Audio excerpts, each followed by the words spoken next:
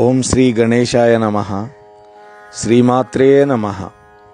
శివాయ గురవే నమః. శ్రీకృష్ణ పరబ్రహ్మణే నమః. శ్రీ గురుభ్యో నమః. నారాయణం నమస్కృత్య నరం చైవ నరోత్తమం దేవీం సరస్వతీం వ్యాసం తతో జయముదీరయేత్. ప్రియ భగవద్బంధువులారా, నిన్న 12వ భాగంలో నన్నయ్య గారు విరచించినటువంటి ఆది పర్వంలోని తృతీయ ఆశ్వాసంలో 12వ భాగంలో మనం మహాభారతం యొక్క మహిమ, పాండవ కౌరవులకు ఎందుకని భేదభావం కలిగింది, వసుమహారాజు యొక్క చరిత్ర, అలాగే మత్స్యగంధి యొక్క జన్మ వృత్తాంతం చెప్పుకుంటున్నాం. దానిలో భాగంగా ఆ మత్స్యగంధి తండ్రి అయినటువంటి దాశరాజు యొక్క ఆదేశం మేరకి ఆ గంగా నది దాటించడానికి పడవలో ఆమె ప్రయత్నం చేస్తూ ఉంటున్నది. అలాంటి సందర్భంలో ఒకనాడు మత్స్యగంధి పడవ నడుపుతూ ఉండగా పరాశర మహర్షి వచ్చాడు గంగని దాటింపమని. ఆ మత్స్యగంధి యొక్క దివ్యమైనటువంటి తేజస్సును చూచాడు. తన యొక్క దివ్య దృష్టితోటి ఆమె సామాన్య మత్స్యకాంత కాదు, అద్రిక అనేటువంటి అప్సరస యొక్క పుట్టినటువంటి పుత్రిక, వసుమహారాజు యొక్క వీర్యం వల్ల జన్మించింది ఈ అమ్మాయి అని అనుకొని ఆ సమయాన్ని దృష్టిలో పెట్టుకొని ఆ అమ్మాయి ద్వారా ఒక పుత్రుని పొందాలని అనుకున్నాడు ఆయన. సరే, పరాశర మహర్షి సిగ్గు విడిచిపెట్టి తన కోరికను ఆ మత్స్యకన్యకి చెప్పాడు. ఆ మత్స్యగంధికి ఒకవేళ ఆయన అడిగినటువంటి దానికి సమ్మతించకపోతే శపిస్తాడేమోనని భయపడింది. ఈ విధంగా అన్నది, మహాత్మా,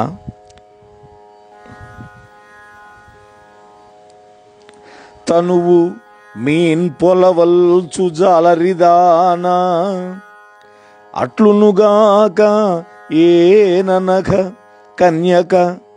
కన్యకావ్రతమంతరించిన నెట్లు మజ్జనకుని ఇంటికి పోవనేర్తూ ప్రసాద బుద్ధియొనర్పు సన్మునిగణోత్తమ నాకు దోష విముక్తి ఎట్లగునట్లుగాన్. ఓ మహాత్మా, నా శరీరం చేపల వాసనతో కూడి ఉన్నది. నేను జాలరి కన్యని. అదీగాక ఓ పుణ్యాత్ముడా, నేను కన్యని, తండ్రి చాటు బిడ్డని. నా కన్యాత్వం గనక అంతరిస్తే నేను నా తండ్రి గారి యొక్క గడప ఎట్లా తొక్కగలుగుతాను? ఓ మునిగణోత్తమ, నాకు దోషం కలగనటువంటి రీతిగా నన్ను అనుగ్రహించండి అన్నది. ఆ మత్స్యగంధి యొక్క మాటలకి పరాశర మహర్షి చాలా సంతోషపడ్డాడు. నాకు ప్రియం చేసినందువల్ల నీ కన్యాత్వం చెడదు. నీ భయం ఏంటి? కన్యాత్వం చెడుతుందని కదా. నా తపశ్శక్తి వల్ల నీ కన్యాత్వం చెడదు, భయపడద్దు అని వరమిచ్చాడు. నీవు వసురాజేషు యొక్క వీర్యం వల్ల జన్మించిన దానివి కానీ సూతకులంలో పుట్టిన దానివి కావు అని ఎరుకుపరిచాడు. ఆమె శరీర సుగంధం యోజన దూరంలో గల జనులకు తెలిసేటట్లుగా అనుగ్రహించాడు. అంతకుముందు ఆమె శరీరం నుండి చేపల వాసన వస్తోంది. ఇప్పుడు అద్భుతమైనటువంటి సుగంధం వచ్చేటట్టుగా చేశాడు. అది కూడా యోజనం దూరం. ఆమె గంధవతిగా, యోజన గంధిగా ప్రసిద్ధి చెందింది. అప్పటి నుంచి ఆమె పరాశరుడి యొక్క అనుగ్రహంతో దివ్య వస్త్రాభరణ ధరించి యమునా ద్వీపానికి ఓడను చేర్చింది. ఎల్లవారును చూడంగా ఇట్టి బయల నెట్లు సంగమమగునని ఇంతి అన్న అమ్ముని ఇంద్రుడు కావించెడప్పుడు అఖిల దృష్టిపథ రోధి నీహారతిమిరమంతా. పెద్ద సమాసం వేశారు ఇక్కడ. అఖిల దృష్టి పథ రోధి నీహారతిమిరము అంటే అశేష జనుల యొక్క దృక్పథాలను నిరోధించే మంచు అనే చీకటిని కల్పించాడు ఆయన. ఆమె ఏమడిగింది, మహాత్మా ఇది ఇది పగటి పూట, అందరూ చూస్తుండగా ఇటువంటి బయలు ప్రదేశంలో మన కలయిక ఎట్లా సాధ్యమవుతుంది అని యోజనగంధి అనగానే ఆ పరాశర మహర్షి సమస్త జనుల యొక్క దృష్టిని నిరోధించేటటువంటి మంచు చీకట్లను కల్పించాడు. అంటే వాళ్ళిద్దరూ ఏకాంతంలో ఉన్నది ఎవరికీ కనపడకుండా చేశాడు.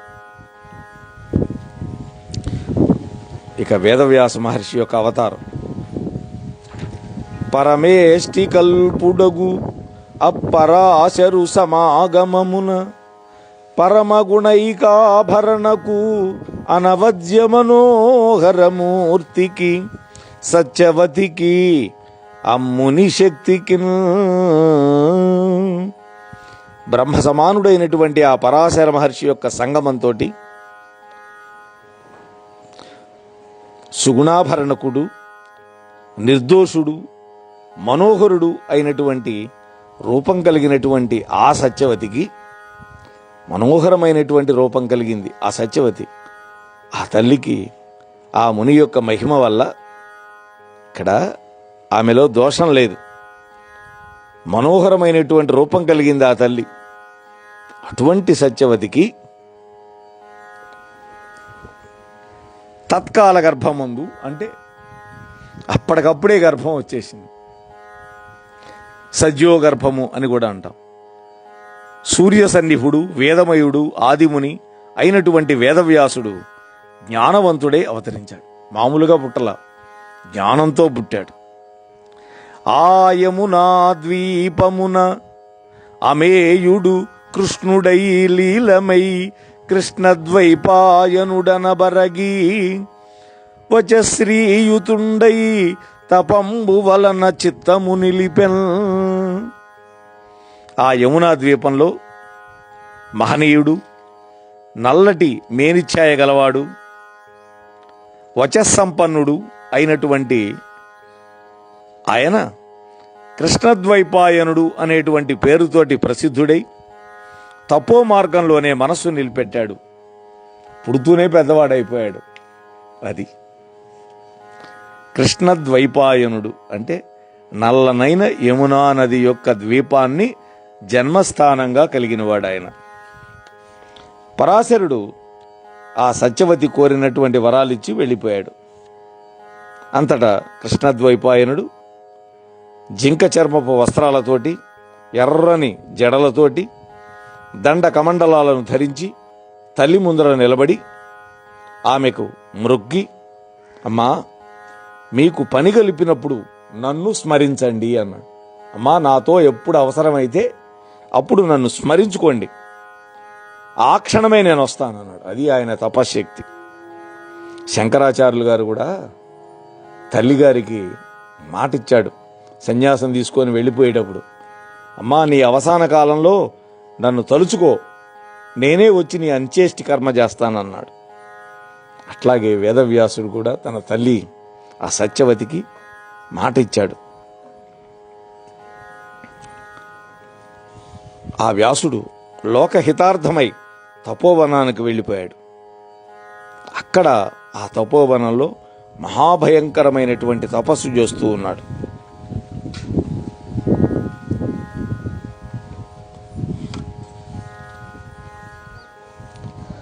ఇక్కడ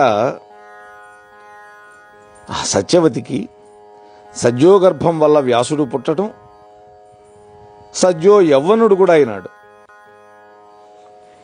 అది పరాశర మహర్షి యొక్క తపశ్శక్తి. ఎప్పుడు స్మరిస్తే అప్పుడు వస్తానని వరం లాంటి వాగ్దానం ఇచ్చాడు. ఎందుకని? ఆ వరంతో అవసరం ఉన్నది ఆమెకి. అవివాహిత అయినటువంటి మత్స్యగంధికి పుట్టిన పుత్రుడు అట్లా పుట్టి అట్లా వెళ్ళిపోతే ఆమె కన్యాత్వం దూషితం అయ్యేది. వెళ్ళకపోతే అలా గనక వెళ్లకుండా ఆమె దగ్గరే ఉండి, అంటే పిల్లవాడుగా ఉండి ఆమె పెంచడం ఇవన్నీ జరిగితే మరి మాట వస్తుందిగా. కానీ ఆయన సద్యోగర్భం సద్యో యవనం పొందటం వల్ల ఆమెకు మాట రాకుండా పోయింది. చివరికి ఆమె కన్యగానే మిగిలిపోయింది.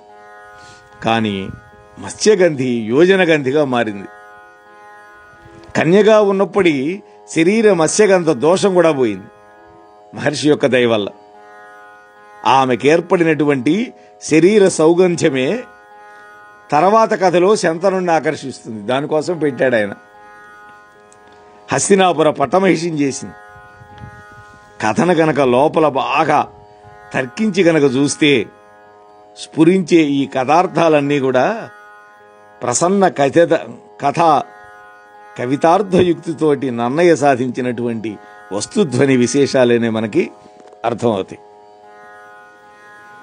ఇక ఆ కృష్ణ ద్వైపాయనుడు ఆ తరువాత వేదాలను విభాగించి వాటిని లోకంలో ప్రశస్తం కావించి ప్రపంచం యొక్క శ్రేయస్సు కోసం పంచమ వేదమని ప్రసిద్ధి చెందినటువంటి ఈ మహాభారత సంహితని రచించాడయ్యా అని తమ యొక్క గురువుగారి యొక్క జన్మ వృత్తాంతాన్ని శిష్యుడైనటువంటి ఆ యొక్క మహర్షి చెప్పాడు జనమేజయుడికి.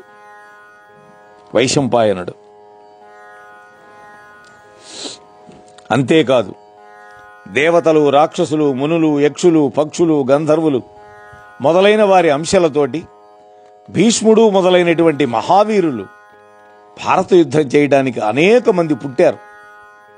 వాళ్ళ యొక్క బలాబలాలు తెలిసి చెప్పడానికి అనేక వేల ముఖాలు కలవాళ్లు కూడా చాలా కాలం చెప్పినా కూడా సాధ్యం కాదు నాయన అంటే జనమేజయుడు విని ఈ మాటలన్నీ ఈ విధంగా అంటున్నాడు. అమరాసుర ముఖ్యుల అంశములను మగిబుట్టి సకల జనపాలక సంఘములకు భారత రణరంగమునను లయముందనేమి కారణమనిన. ఓ మహాత్మా, వైశంపాయన మహర్షి దేవదానవుల యొక్క అంశాలతో పుట్టినటువంటి సకల రాజ సమూహాలు భారత యుద్ధంలో నశించడానికి కారణం ఏంటి అని ప్రశ్నించాడు. దానికి వైశంపాయనుడు చెప్తున్నాడు, పరశురాముండు భీకర నిజ కోపాగ్ని నుగ్రుడై 21 మారులు ధరిత్రీ తలంబు అపక్షత్రంబు చేసిన తక్షత్రసతులు సంతానకాంక్ష వెలయంగా ఋతుకాలముల మహావిప్రుల దయచేసి ధర్మువు తప్పకుండా పడసిరి పలువుర కొడుకుల కూతుల నిపాట తక్షత్రమొసగి ఉర్వి పర్వి రాజధర్మ పద్ధతి ననఘమై జారచోర దుష్టజనుల బాధ బొరయకుండా నిఖిల భూప్రజాపాలన చేయుచుండే శిష్ట సేవ్యమగుచూ. నాయనా జనమేజయ, పూర్వం పరశురాముడు మహోగ్రమైనటువంటి కోపంతో 21 సార్లు దండెత్తి యావత్ క్షత్రియులందరినీ కూడా వధించాడయ్యా. అప్పుడు ఆ రాజుల యొక్క భార్యలు సంతాన కాంక్షతోటి ఋతుకాలంలో బ్రాహ్మణ శ్రేష్ఠుల యొక్క అనుగ్రహంతో ధర్మవిధిని అనుసరించి సంతానాన్ని పొందారు. దాన్ని దేవర న్యాయం అంటారు. అది ద్వాపరంలోనూ మాత్రమే ఉంది, కలియుగంలో లేదు. అందువల్ల మళ్లీ రాజవంశాలు వర్ధిల్లినాయి. క్షేత్రాలు క్షత్రియకాంతలు, బీజాలు బ్రాహ్మణులవి. అలా జన్మించినటువంటి రాజులు ధర్మ మార్గాన్ని విడవకుండా జార చోర దుష్టజనాల యొక్క బాధ ప్రజలకు కలగకుండా ఈ భూమిని పాపరహితంగా పరిపాలించారయ్యా. వారి యొక్క పాలన శిష్ట సేవ్యమై ఉన్నది అని జనమేజయుడికి చెప్పాడు. ఈ విధంగా బ్రాహ్మణోత్తముల వల్ల జన్మించినటువంటి రాజులు ధర్మ మార్గంలో ప్రజలను పాలించడం వల్ల వర్ణాశ్రమ ధర్మాలు మళ్లీ స్థిరత్వం పొందినాయి. బ్రాహ్మణులకు క్షత్రియులకు ఆయుర్దాయం పెరిగింది. నిరంతర యజ్ఞాల వల్ల తృప్తి పొందినటువంటి దేవేంద్రుడు అనుగ్రహించి వానలు కురిపించాడు. నెలకి 3 వానలు కురిపించాడు. పంటలు అద్భుతంగా పండినాయి. ప్రజాబాహుళ్యం అధికమైంది, అంటే ప్రజా సంతతి పెరిగింది. భూదేవి ఈ ప్రజల యొక్క భారాన్ని సహించలేక బ్రహ్మ విష్ణు మహేశ్వరుల వద్దకు వెళ్ళి ఈ విధంగా మొరపెట్టుకుంది. భూమి మీద మానవుల సంఖ్య పెరిగింది. మానవుల సంఖ్య పెరిగినంత మాత్రాన భూదేవికి ఏం బాధ అనిపించదు. కానీ పాపాత్ముల సంఖ్య పెరిగిపోతే ఆ తల్లికి భారంగా అవుతుంది. అందుకని ఆమె త్రిమూర్తుల దగ్గరికి వెళ్ళింది. భూరి ప్రజా నిరంతర భారము దల్చుటిది కరము భారము దయతో మీరీ భారమునకు ప్రతీకారము గావించి నన్ను కావుండనిన. ఓ మహాత్ములారా, అధికమైనటువంటి జనబాహుళ్య భారాన్ని మోయడం నాకు మిక్కిలి బాధగా ఉంది, భారంగా ఉన్నది, బరువుగా ఉంది. దయదలిచి మీరు ఈ భారాన్ని తగిన ప్రతిక్రియ చేసి నన్ను రక్షించండి అని భూదేవి ప్రార్థించింది. అప్పుడు బ్రహ్మదేవుడి యొక్క సమ్మతితోటి విష్ణుదేవుడు ఇంద్రాది దేవతల యొక్క అంశలతోటి తన అంశ కూడా అతిశయించేటట్లుగా భూమి మీద ప్రభవింపజేశాడు. అంటే భూమి యొక్క భారాన్ని తొలగించటానికి దేవతల యొక్క అంశలతో తన అంశతో భూమి మీద వీరులను సృష్టించినవాడు బ్రహ్మదేవుడు కాదు, విష్ణుమూర్తి. ఇది పురాణాలలో వర్ణించే సర్గ ప్రతిసర్గల వంటిది కాదు. భారత ఇతిహాసంలో పుట్టినటువంటి దైవాసురాంశ సంభూతులు విష్ణుదేవుడి యొక్క సంకల్పం వల్ల పుట్టారు. కురుక్షేత్ర యుద్ధంలో తాము సంఘర్షణ పడి అందులో అపార ప్రజానిష్టం కలిగించి భూభారం తగ్గించడం వాళ్ళ యొక్క ఆశయం. దితిసుతదానవయక్ష ప్రతతుల అంశముల బుట్టి ప్రజలకు విహితాహితులగుచుండిరి అనేకులు జితకాశులు ధరణీపతులు శిశుపాలాదుల్.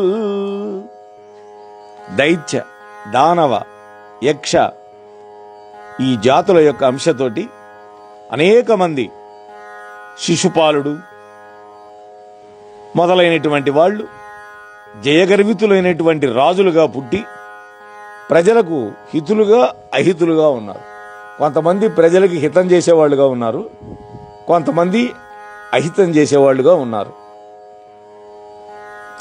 అతుల బలాఢ్యులైన అమరాంశ సముద్భవులెల్లా పాండు భూపతి సుతపక్షమయీ సుర విపక్ష గణాంశజువులెల్లా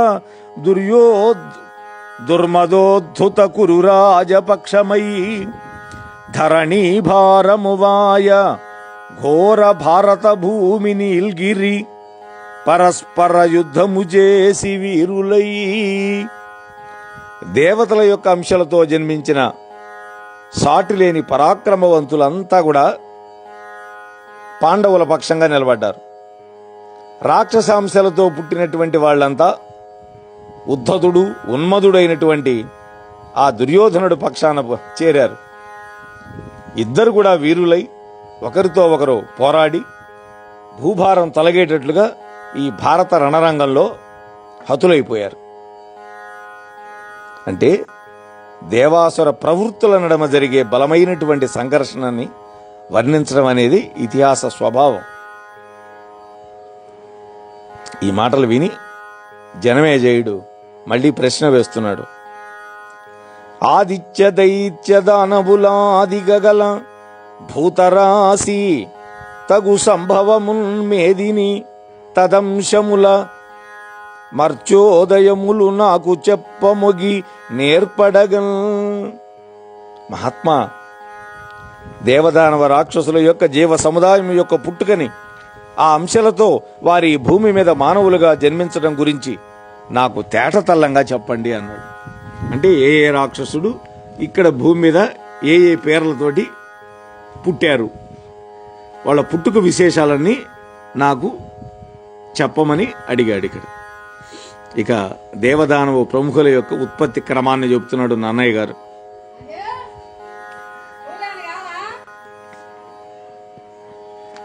వైశంపాయనుడు జనమేజయుడు అడిగినటువంటి ప్రశ్నకి జవాబిస్తున్నాడు. బ్రహ్మదేవుడి యొక్క మానసపుత్రులైనటువంటి వాళ్ళు 6. వాళ్ళు మరీచి, అంగిరసుడు, అత్రి, పులస్త్యుడు, పులహుడు, క్రతువు, వాళ్ళ పేర్లవి. వీరిలో మరీచికి కశ్యప ప్రజాపతి పుట్టాడు. మరీచి అనేటువంటి ఆయనకి కశ్యప ప్రజాపతి పుట్టాడు. కశ్యపుడికి స్థావర జంగమాలన్నీ పుట్టినాయి. స్థావరాలు అంటే ఏంటి? కదలకుండా ఉండేవి. జంగమాలంటే ఏంటి? కదిలేవి. అంటే ఆయనకి బ్రహ్మదేవుడి యొక్క కుడి చేతి బొటన వేలు యందు దక్షుడనేటువంటి వాడు, ఎడమ చేతి బొటన వేలు ధరణి అనేటువంటి స్త్రీ జన్మించారు బ్రహ్మదేవుడికి. చూడండి, వాళ్ళిద్దరికీ, ధరణికి దక్షుడికి 1000 మంది కొడుకులు పుట్టారు. వాళ్ళు ఇంద్రియ నిగ్రహం కలవాళ్ళై సాంఖ్యయోగాన్ని అభ్యసించి, సాంఖ్యయోగం అంటే జ్ఞానయోగం, ముక్తులై వాళ్ళు ఊర్ధ్వరేతస్కులై ఋషులైనారు. మామూలుగా 2 రకాలు ఉంటారు, ఊర్ధ్వరేతస్కులు, అధోరేతస్కులు. మామూలు మానవులంతా అధోరేతస్కులే.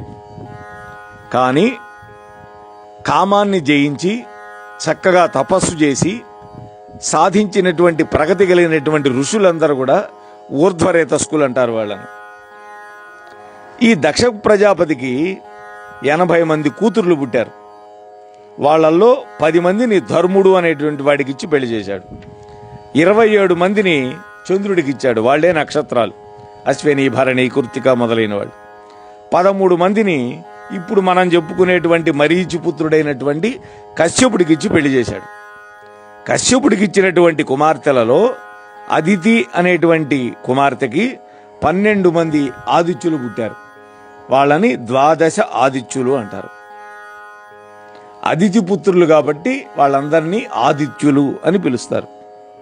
అదితి అంటే ఆమె యొక్క మన ప్రవృత్తి 2 లేవు, ఉన్నది ఒకటే. అది ద్వైతం లేదు, అద్వైతం. సరే, దక్షుడు కశ్యపుడికి ఇచ్చినటువంటి తన కూతుళ్లలో 13 ముగ్గురులో మరొక ఆమె పేరు దితి. ఆమెకి హిరణ్యకశిపుడు అనేటువంటి అవక్ర పరాక్రముడైనటువంటి కొడుకు పుట్టాడు, రాక్షసుడు. అతడికి బలపరాక్రమ గుణసంపన్నులైనటువంటి ప్రహ్లాదుడు మొదలైనటువంటి 5 కొడుకులు పుట్టారు. ప్రహ్లాదుడు, అనుకులాదుడు, ఇట్లాంటి వాళ్ళ పేర్లున్నాయి. ప్రహ్లాదుడికి విరోచనుడు అనేటువంటి కొడుకు పుట్టాడు. ఆ విరోచనుడు, ప్రహ్లాదుడికి ఎంతమంది కొడుకులో చూడండి, విరోచనుడు, కుంభుడు, నికుంభుడు అనే 3 కొడుకులు పుట్టారు. మళ్ళీ పెద్ద కొడుకు అయినటువంటి విరోచనుడికి బలి చక్రవర్తి పుట్టాడు. బలికి బాణాసురుడు పుట్టాడు. ఆ తరువాత ధనువు అనేటువంటి వనితకి విప్రచిత్తి మొదలైనటువంటి 40 మంది దానవులు పుట్టారు. ధనువు అనేటువంటి ఆమె మరొక భార్య కశ్యపుడికి. ధనువు యొక్క సంతతి కాబట్టి వాళ్ళంతా దానవులు. చూడండి, దానవులు వేరు, రాక్షసులు వేరు, అసురులు వేరు. ప్రవృత్తి ఒకటే, కానీ వాళ్ళ తల్లుల వాళ్ళగా ఆ పేర్లు వచ్చింది. దితిపుత్రులు కాబట్టి దైత్యులైనారు. ఆసురి అనేటువంటి ఆమెకు పుట్టారు కాబట్టి అసురులైనారు. ఇక్కడ ధనువు అనేటువంటి ఆమెకు పుట్టారు కాబట్టి దానవులైనారు. వాళ్ళు 40 మంది. వాళ్ల కొడుకులు, మనవళ్ళు సమూహం లెక్కించడానికి శక్యం కానిదే వ్యాపించింది. తరువాత కాల అనేటువంటి భార్యకి వినాశనుడు, క్రోధుడు మొదలైన 8 మంది కొడుకులు పుట్టారు. అనాయువు అనేటువంటి ఆమెకి విక్షర, బల, వీర, వృత్తులు అనేటువంటి పేర్లు కలిగినటువంటి 4 కొడుకులు పుట్టి వాళ్ళు ఇంద్రుడికి శత్రువులై పుట్టారు. వాళ్ళు మామూలుగా కాదు. ఇక సింహిక అనేటువంటి ఆమెకి, ఈమె కూడా 13లో ఒకటి, రాహువు. ముని అనేటువంటి ఆమెకి భీమసేనాదులైన గంధర్వులు పుట్టారు 16 మంది. కపిల అనేటువంటి వాడికి ఆమెకి అమృతం, గోగణం, బ్రాహ్మణులు, అప్సరసలు పుట్టారు. చూడండి, కపిల అనేటువంటి భార్యకి. వినత అనేటువంటి ఆమెకి మనం చెప్పుకున్నాం, అనూరుడు, గరుత్మంతుడు పుట్టారు, పక్షులు. అనూరుడికి స్వేని అనేటువంటి భార్య వల్ల సంపాతి, జటాయువు పుట్టారు. వీళ్ళ సంగతి మనకి రామాయణంలో కనిపిస్తుంది. క్రోధ అనేటువంటి ఆమెకి క్రోధ వశగణం పుట్టింది. ప్రాధ అనేటువంటి ఆమెకి సిద్ధులు పుట్టారు. క్రూర అనేటువంటి ఆమెకి సుచంద్రాదులు అనేవాళ్ళు పుట్టారు. కద్రువకి శేషుడు, వాసుకి మొదలైనటువంటి 1000 మంది పాములు పుట్టినారు. వీళ్ళందరినీ కాద్రవేయులు అంటారు. ఆ తర్వాత అంగిరసుడు అనేటువంటి మానసపుత్రుడికి ఉతజ్జుడు, బృహస్పతి, సంవర్తుడు అనేటువంటి 3 కొడుకులు, గుణవతి అయినటువంటి యోగసిద్ధి అనే కూతురు పుట్టారు అంగిరసుడికి. అంగిరసుడి పేరుతోటి ఆంగిరస గోత్రం వచ్చింది. ఆ కుమారుల్లో బృహస్పతి దేవతలకు గురువై లోకపూజ్యుడై ప్రకాశించాడు. ఆ తర్వాత అత్రి అనేటువంటి బ్రహ్మమానస పుత్రుడికి ధర్మస్వభావులు, వేద విధులు, 1000 సూర్యుల వెలుక్కల వాళ్ళు, పుణ్యాత్ములు, అధిక తపోమతులు, ఆద్యులు, సత్యపరులు అయినటువంటి పరమ మునులు అనేక మంది జన్మించారు అత్రి మహర్షికి. ఇక పులస్సుడు అనేటువంటి బ్రహ్మమానస పుత్రుడికి అనేక రాక్షసులు పుట్టారు. పులహుడు అనేటువంటి మానసపుత్రుడికి కిన్నెరులు, కింపురుషులు పుట్టారు. క్రతువు అనేటువంటి మానసపుత్రుడికి పక్షి సంతతులన్నీ పుట్టినాయి. దేవుడనే మనువుకి ప్రజాపతి పుట్టాడు. ఆ ప్రజాపతికి 7 భార్యలు. వాళ్ళలో ధూమ్ర అనేటువంటి ఆమెకి ధరుడు అనేవాడు, బ్రహ్మ విద్యకి ధ్రువుడు, మనస్వినికి సోముడు, రత అనే ఆమెకి ఆహుడు, శ్వసకి అనిలుడు, శండిలికి అగ్ని, ప్రభాతకు ప్రత్యూష, ప్రభాసు అనేటువంటి పేర్లు గల 8 మంది వసువులు పుట్టారు. వీళ్ళే అష్టవసువులు.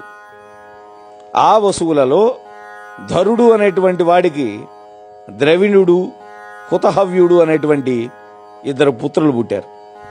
ధ్రువుడు అనే వసువుకి కాలుడు పుట్టాడు. సోముడు అనే వసువుకి అతని భార్య అయినటువంటి మనోహర అనేటువంటి ఆమెలో వర్చసుడు, శిబిరుడు, ప్రాణుడు, రమణుడు అనే కొడుకులు పుట్టారు. పృథ అనేటువంటి కూతురు కూడా ఉంది. పృథకి 10 మంది గంధర్వులు పుట్టారు. అలాగే యహుడు అనేటువంటి వసువుకి జ్యోతి అనేటువంటి అమ్మాయి పుట్టింది. అనిలుడికి శివ అనేటువంటి ఆమె వల్ల మనోజవుడు, అవిజ్ఞాతుడు పుత్రులుగా పుట్టారు. అలాగే అగ్నికి కుమారుడనే పేరు గలవాడు పుట్టాడు. ప్రత్యూషుడికి దేవలుడనే ఋషి పుట్టాడు.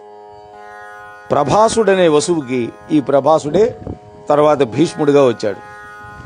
బృహస్పతి సోదరి అయినటువంటి యోగసిద్ధి అనేటువంటి ఆమె భార్య. ఈ దంపతులకు విశ్వకర్మ పుట్టాడు. ఈ విశ్వకర్మ దేవశిల్పి. ఆ విశ్వకర్మ నిర్మిత దేవ విమానుండు నిఖిల దివ్యాభరణ శ్రీ విరచన పరిశోషిత దేవుడు శిల్ప ప్రజాపతియునై నెగడెన్. ఆ విశ్వకర్మ దేవతల యొక్క విమానాలన్నీ నిర్మించేవాడు.